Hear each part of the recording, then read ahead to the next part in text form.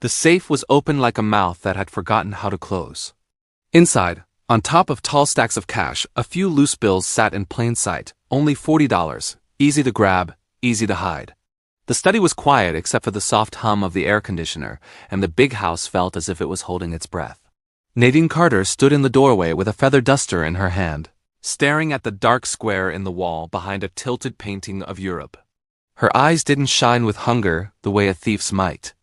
They widened with fear because she knew what an open safe could do to an innocent person. In Charleston, in America, the streets near the water could look calm and pretty, but behind some gates, there were lives full of worry. Victor Halston lived in one of those gated homes, a long two-story place painted pale cream, with tall windows that turned gold at sunset. The house had a wide porch, heavy wood doors, and a yard shaped like a small park. A stone path curved from the gate to the steps, and every bush was clipped into neat, careful lines. Victor liked order. He liked locks, numbers, records, and clean edges. Even the way he placed his keys in a bowl by the door looked planned, like nothing in his world should ever surprise him. But lately, something had started to surprise him. Money was going missing. Not the kind of money that would ruin him, not the kind that would make the news, but the kind that felt personal. A small roll here, a few bills there, always just enough to make him doubt his own memory. Victor kept lists. He checked receipts. He checked his bank app. He checked the cameras around the gate and the driveway. Still, it continued, and the worst part was the feeling that someone was walking through his home with quiet hands and a calm face. He could handle a loss, but he hated being played. Victor had built his success from risk, but he never took risks in his own house. That was what made his next choice so strange. One Thursday afternoon, he came home earlier than usual, alone, and walked straight to the study. The study was his favorite room because it smelled like leather and old paper, and because it reminded him of control. The curtains were dark, the desk was heavy, and the shelves were full of books he didn't always read but liked to own. Behind the desk hung the framed painting of Europe, chosen more for its calm colors than for love of travel. He lifted it with steady hands and revealed the safe set into the wall like a secret tooth. He opened the safe and stared inside. There were thick bands of cash, sealed and stacked with sharp corners. There were documents in folders, and a velvet pouch with a watch he rarely wore. Victor's eyes moved over it all with the cold care of a man counting fences. Then he did something that felt wrong even to him. He pulled out a few bills and placed them loosely on the top shelf. He made sure they were easy to see. He counted them once, then again $40 and laid them like bait. His finger stayed on the safe door for a moment, and he listened to the quiet house. No steps, no voices, only stillness. "Let's see who thinks they can take from me," he muttered, and he left the safe door open on purpose. When Victor walked out, he didn't drive straight to his office. He drove around the block and parked in a shaded spot where he could see part of his yard through the trees. He told himself he was being smart, not cruel. If someone was stealing, then a trap would end it fast. A clean solution like a simple math problem. He sat in the car and watched the windows as if the house might blink. Time dragged. The air was warm and the sun made the windshield bright. Victor tapped the steering wheel, thinking of all the people who had keys, all the people who had worked in his home, and all the smiling faces that could hide a lie. Nadine arrived a little after 2. She didn't know about traps or suspicions. She knew schedules. She knew which days the kitchen floor needed extra soap and which corners gathered dust even after a good sweep. She parked her old car on the street outside the gate, checked her bag, and walked in with the spare key Victor had given her months earlier. Nadine was in her late 20s, slim, quick, and careful, in a way that came from growing up with little room for mistakes. She wore her hair pulled back, and her shoes were always clean. She greeted the house the way some people greeted a job, with respect, but also with quiet worry, because a job could vanish fast in America. She started in the kitchen, as always. She washed the breakfast dishes Victor had left in the sink, wiped the counters, and set the chairs straight. She moved through the hall, collecting small trash bins, checking the guest bathroom, and folding a throw blanket that had slid off the couch. The house was quiet, almost too quiet, and Nadine didn't like that feeling. A big house could make a person feel small. Still, she worked with steady hands, humming under her breath to keep her nerves calm. When she was done in the living room, she went toward the study with her duster because Victor liked the bookshelves dust-free and the desk spotless. The study door was already slightly open, and that was the first thing that felt wrong. Nadine paused and listened. She heard nothing. She stepped inside, and her eyes went to the wall behind the desk. The painting of Europe was not straight. It leaned to one side, as if someone had bumped it. Nadine's stomach tightened. She walked closer, and then she saw the safe. It was open. The dark door was swung wide, and the inside looked bright against the shadowy wall. Nadine felt the blood drain from her face. Her first thought wasn't money. Her first thought was blame. She stood still, holding her breath, as if breathing might make the moment real. Nadine looked at the loose bills on the shelf and felt a hot wave of fear rise in her chest. She didn't reach for them. She didn't even step close enough to touch the safe. She stared, frozen, because she could already imagine Victor's eyes, sharp and accusing, even if he said nothing. She imagined a question asked in a calm voice. Who else was here? She imagined her own answer not mattering. Nadine had seen it before in other homes, in other jobs, how quick trust could break, how easy it was for a rich person to decide a poor person was guilty. Her hands began to shake, and she pulled them close to her body to hide it. She looked around the study, as if the room itself might explain why the safe was open. The desk lamp was off. The curtains were half drawn. Dust floated in a thin line of light near the window. Everything was quiet, normal, and yet that open safe made the whole room feel dangerous. Nadine swallowed hard and took one slow step back, then another, her eyes still locked on the safe like it might snap shut on its own. She stood at the edge of the doorway again, heart pounding, knowing she had walked into something she didn't understand and knowing that, in America, not understanding could cost you everything. Nadine stood in the doorway of the study for a long moment, as if the room had turned into a test she hadn't studied for. The safe's open door looked heavy and sharp, and the neat stacks of cash inside made the air feel colder. She could smell furniture polish and old paper, but now there was another smell too fierce, dry, and sour in the back of her throat. Her eyes kept returning to the loose bills at the top, the ones that looked placed on purpose. They weren't hidden. They were almost asking to be taken. Her mind raced in the simplest, most painful way. If any money is missing, he will think it was me. She pictured Victor's face, calm and clean, the kind of calm that didn't need to shout to hurt someone. She pictured his questions, the way he liked facts and timelines, the way he could turn a small mistake into a serious problem. Nadine had worked in enough houses in America to know that rich people didn't always need proof. Sometimes they only needed a story that felt easy, and the easiest story was often the one that blamed the worker. She didn't move at first. She listened again for footsteps, for a voice, for anything that might tell her she wasn't alone. Nothing. The house stayed quiet, like it was watching her. Nadine stepped forward slowly, her shoes soft on the rug. Her hands hovered in the air, not touching the safe, not touching the painting, not touching anything that could later be used against her. She leaned her head toward the opening and saw how much was inside. It wasn't just a few bundles. It was piles thick, tight, and careful, the kind of money that made her feel poor just by looking at it. Her stomach tightened. Nadine knew she should call Victor right away. But she also knew what that call might sound like in his mind. The maid found the safe open. The maid noticed money. The maid called. Even honesty could become a problem if the wrong person decided it looked like guilt. She had learned that lesson when she was younger, when she had tried to explain herself and watched people stop listening halfway through. She hated that helpless feeling, the feeling of talking while someone else was already sure. Her phone buzzed in her pocket with a message from her landlord. She didn't read it, but she already knew what it said. The rent was due soon. Her bank account wasn't full. Her life was measured in dates and bills.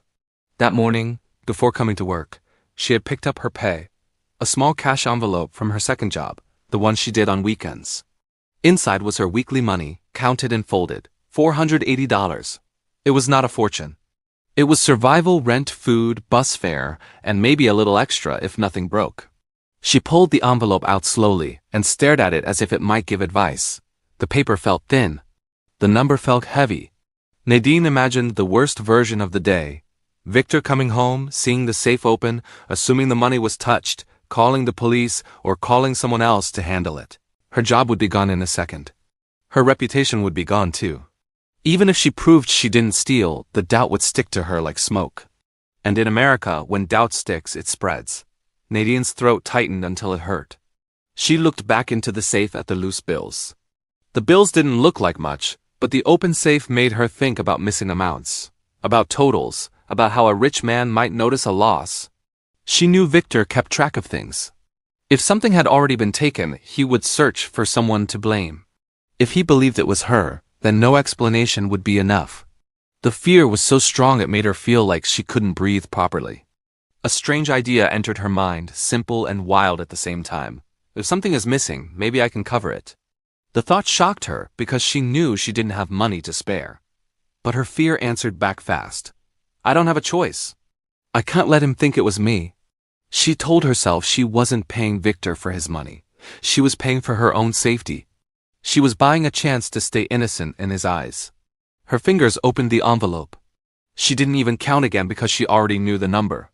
She stepped closer to the safe and placed the cash inside, right beside the loose bills, like she was trying to balance a scale that had tipped. For a second, she just stood there, staring at what she had done. It looked wrong. It felt wrong. Her money, sitting inside a millionaire's safe, like a tiny candle thrown into a huge dark room. Nadine's hands shook harder now. She had expected a feeling of relief, but what she felt was panic. What if he thinks I put it there because I stole something? What if this makes it worse? She swallowed and forced herself to think carefully. If Victor found the safe open and also found extra money inside, he might ask questions, but at least the questions would start from a different place. At least she could say, truthfully, that she was scared and tried to make things right. She could show she wasn't trying to take. She was trying to protect. She did not touch the stacks. She did not move anything else. She gently pulled the painting forward and made sure the safe was hidden again, because leaving it open felt like leaving a fire burning. She straightened the painting so it hung properly, her hands careful at the corners. She stepped back and looked at it. From a distance, it looked normal, like nothing had happened. That was the part that scared her most, how easy it was for danger to hide behind something pretty. Then she returned to work. Nadine dusted the shelves and wiped the desk, but her mind wasn't in the room with her hands. Every small sound made her jump. The creak of a floorboard. The low groan of the house settling. The click of a pipe. She kept imagining Victor's car in the driveway even though she hadn't heard it. She kept imagining him standing behind her, watching her the way people watch someone they don't trust.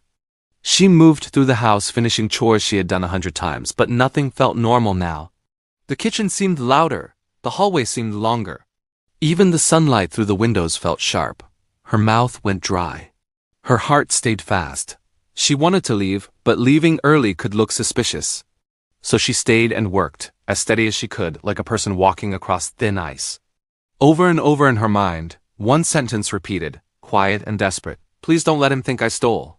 Victor Halston watched the screen on his phone and felt his plan slip out of his hands. From the small camera he had hidden on a bookcase shelf, he saw the study in his Charleston house as clear as daylight. He expected a quick reach, a greedy pause, a pocket opening like a mouth. Instead, he saw Nadine Carter stand in front of the open safe with her shoulders tight and her face pale, and then he saw her do something that made no sense at all. She didn't take money, she placed money inside. A thick little stack, neat and careful, as if she were trying to fix a problem, not cause one. Victor's fingers went still around the steering wheel, and for a moment, he forgot to breathe. He had parked his car a short distance away, under trees near a quiet street that led toward the water. The day was bright, but Victor's thoughts felt dark. He had told himself this trap was clean. He had told himself it was smart. He had told himself that whoever stole from him would be caught without drama. Yet now his own trap had caught something else, something he wasn't ready for. He replayed the clip once, then again. Nadine is stepping forward, Nadine staring. Nadine placing her own cash in the safe. The safe door stays open, like a question hanging in the air. Victor's first feeling was shock, and his second feeling was anger, though not at her. It was anger at himself for assuming the worst, and anger at whoever had made Nadine look so afraid that she would pay money she needed just to protect her name. He had grown rich by reading people, but right then, he felt like he didn't understand anything. He thought of all the times he had greeted her with quick words, all the times he had walked past her like she was part of the furniture. He thought of his own habits, counting, checking, guarding. He had been so sure the problem was a thief that he hadn't stopped to think about who might get hurt by suspicion. Still, Victor needed to be sure. A camera could show what happened, but it could not explain why. He turned off the screen and sat in the car for a while, letting time pass so it would look normal if he returned. He checked his watch, then glanced at the gate of his pale cream house in the distance. The place looked calm and perfect from the outside, trimmed bushes, clean stone path, tall windows catching the sun. But inside, the air would feel sharp because now he was walking back into his own lie. When he finally drove up, he parked in the driveway as if he had just come home from work. He shut the car door with a solid sound, the kind that made a house notice. He opened the front door and stepped into the entryway, where a simple bowl held his keys. The whole house smelled faintly of lemon cleaner. Victor raised his voice, not loud, but firm enough to carry. "Nadine?" He called, letting the name land as if he had no idea what was waiting in the study. He heard soft steps and saw her appear in the hallway. She was wiping her hands on a cloth, trying to look normal, but her eyes were too careful. Her face held that tight, polite fear that people wear when they have something to tell and don't know how it will be received. She stopped a few feet away, standing straight the way workers stand when the owner enters the room. "Sir," Nadine said, and her voice was steady only on the surface. Victor studied her for a second. Up close, he could see she had been holding her breath. Her shoulders were tense. The cloth in her hands twisted a little, like she was trying to keep control of something inside her. He wanted to ask her right away, "Why did you do it?" But he didn't. He needed to let her speak first. If she were honest, the words would come out on their own. If she was not, he would hear it in the gaps. He nodded toward the hall, acting casual. "Everything going all right today?" Nadine blinked, then swallowed, as if she had been waiting for that opening. "Mr. Halston," she said quickly, I need to tell you something." Her eyes flicked toward the study door and back again. The safe in the study. It was open. Victor kept his face calm, but his chest tightened. "The safe," he repeated, as if the idea was new to him. "What do you mean it was open?" Nadine's hands tightened around the cloth. "The painting wasn't straight," she said. "I went into dust, and I saw it. The safe door was open." Victor took a slow step toward the study. "And what did you do?" he asked, careful and even. Nadine's face went pale, and her voice cracked around the edges. "I didn't take anything," she said fast, almost pleading. "I swear I didn't, She stopped, as if the rest was too hard to say. Then she forced it out. "I was scared you might think it was me if something was missing." Victor's jaw tightened. He hasn't answered yet. He walked into the study with Nadine behind him, and the room felt smaller than before. The desk sat like a judge's table. The shelves looked clean, lined with books that had never changed places. The painting of Europe hung straight now, but Victor knew it hadn't been straight earlier. He reached up, lifted it, and revealed the safe. His fingers touched the metal door. It was closed now. He paused, pretending he was surprised to find it shut. He looked back at Nadine. "You said it was open." "It was," she whispered. "I fixed the painting." "I didn't want anyone else to see." Victor nodded once and opened the safe. The door swung out with a soft, heavy sound. Inside, everything was still. The bundles were untouched. The folders were in place. The small loose bills were there. And right beside them sat Nadine's money, the stack she had placed inside her own pay, laid down like an offering to a problem she didn't cause. Victor stared at it for a long moment. Seeing it in person hit him harder than watching it on a screen. It wasn't just money. It was her rent. It was her groceries. It was her week. It was the proof of how frightened she had been. Nadine stood behind him, barely breathing. "Sir," she said softly, "I didn't know what else to do. I thought if some dollars were missing, and if you saw extra, you might know I wasn't trying to steal. I was trying to protect myself from blame." Victor closed the safe slowly, not because he was done, but because he needed a second to keep his voice steady. He turned to face her. Up close, he could see her eyes were wet but stubborn, like she refused to cry in front of him even though she was breaking inside. Victor felt something shift in him, something uncomfortable, like a hard truth pressing against his pride. He stepped past her into the hall. "Come with me," he said. Nadine stiffened. "Where, sir?" "To the sitting room," Victor replied. "Now." She followed him like someone walking toward a storm. As they crossed the hallway, Nadine kept her hands low at her sides, the way people do when they want to look harmless.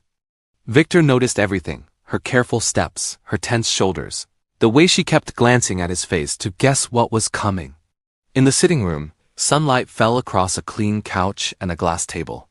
Victor stopped near the window and looked out at the yard for a moment, thinking he could call the police.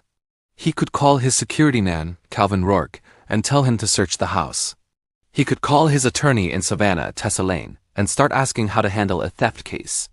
But none of that would explain what he had just witnessed. None of that would change the fact that Nadine's first instinct had been to give, not take. Victor turned back to her. His voice was lower now, not sharp. "Nadine," he said, "how much did you put in my safe?"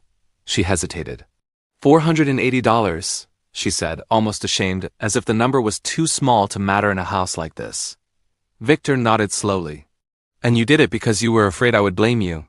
Nadine's eyes dropped to the floor. "Yes, sir." The room went quiet. Victor felt the weight of his own trap settling over him like dust. He had tried to catch a thief, and instead he had uncovered something else, a kind of fear that lived in the space between rich and poor in America. He looked at Nadine and realized chapter 3 of this story wasn't about a safe at all. It was about what a person does when they know the world is ready to doubt them. Victor took a breath and said, "Sit down." Nadine didn't move right away. Her body still expected punishment. But after a second, she sat on the edge of the couch, hands folded tight in her lap, as if she didn't deserve comfort. Victor remained standing, watching her with a face that was calm but changed. "I need to ask you something," he said. "And I need you to answer me honestly." Nadine lifted her eyes, bracing herself. Victor's voice stayed steady, but there was a new edge to it, an edge of shame. "If you were that scared of being blamed," he said, "what has happened to you before that made you believe you had to pay to prove you were innocent?" Victor stood by the sitting room window for a long moment after Nadine answered, as if he needed the sunlight to keep him steady. Outside, the yard looked perfect, trim bush, a clean path, bright sky, but inside, the air felt heavy. Nadine sat on the edge of the couch with her hands folded tight, waiting for the worst, because that was what she had learned to expect. The painting of Europe hung on the wall above a side table, calm and colorful, but it didn't soften the silence. Nadine's voice came out small. "I worked in a house in Baltimore," she said, choosing her words carefully. "The owner's wife, Janice Rowe, said a bracelet was missing. I didn't take it. I didn't even touch her drawer, but she told everyone I did. She didn't call the police, but she called other people who hire cleaners. I lost 2 jobs in a week. I couldn't prove anything, because how do you prove you didn't take something?" Nadine swallowed, her eyes shining. "After that, I learned that being innocent isn't always enough. Sometimes you have to look innocent in a way that makes them comfortable." Victor listened without interrupting. Each word felt like a mirror held up to his own trap. He had thought he was catching a thief, but what he had really done was put Nadine in a position where she believed she had to pay to protect her name. The idea made him feel cold. He turned away from the window and faced her fully, and for the first time that day, his voice softened. "I'm sorry," he said quietly. "I didn't understand how heavy that fear can be." Nadine looked up fast, surprised by the apology, like she didn't trust her ears. Victor walked to a cabinet near the wall and opened it. Inside were papers, keys, and a thin black folder. He removed the folder and set it on the table, then sat in the armchair across from her. His posture was different now, less like an owner, more like a man trying to repair something he had cracked. "I need to tell you the truth," Victor said. "The safe wasn't left open by accident." Nadine's face tightened again, and she sat even straighter. Victor held up a hand, not to stop her, but to calm her. "I left it open on purpose. I was trying to catch the person who had been taking small amounts of money. I thought whoever did it would show themselves." Nadine stared at him, her mouth slightly open. "So, you were watching?" she asked. Victor nodded once. "Yes, I saw you." He paused and chose his next words carefully. "And what I saw was not theft. It was something else. You were afraid of being blamed, and you tried to make sure nothing would be missing. You protected me from a loss that might not even exist, using money you needed." Nadine's eyes filled. "I didn't want trouble," she whispered. "I just wanted to keep my job." Victor leaned forward. "You should never have had to do that," he said. "And I should never have put you in that position." He took a slow breath. "But what you did tells me who you are. And I'm not going to ignore it." He reached for his phone and tapped the screen with steady fingers. Nadine watched, tense, as if she expected him to call someone to remove her from the house.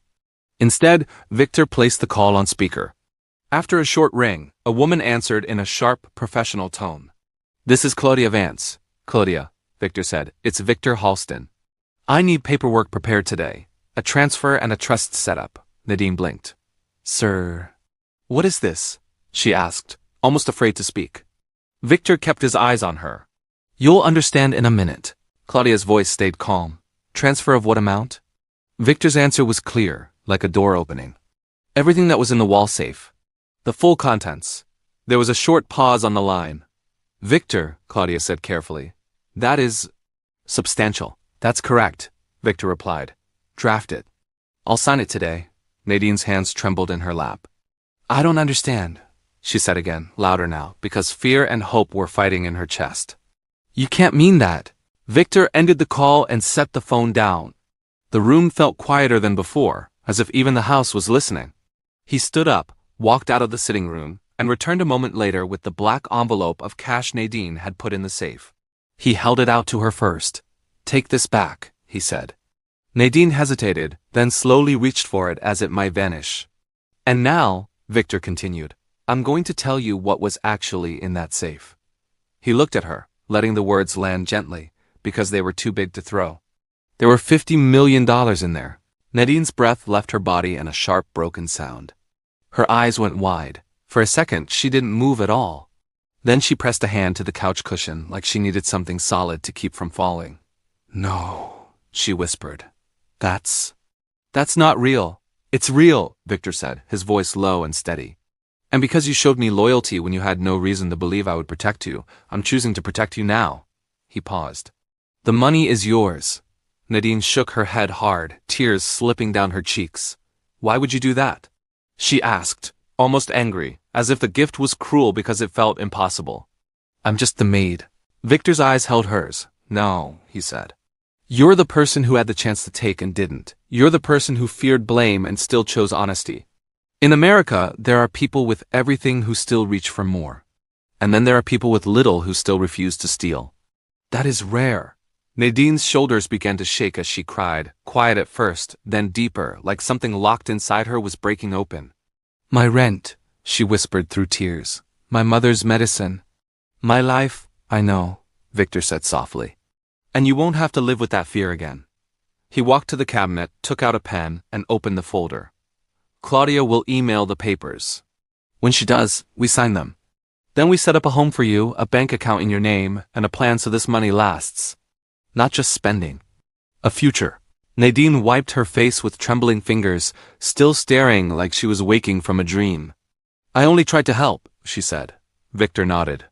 "And that is exactly why you deserve it." In the quiet Charleston house, the trap that was meant to catch a thief ended a different way. It didn't reveal greed. It revealed character.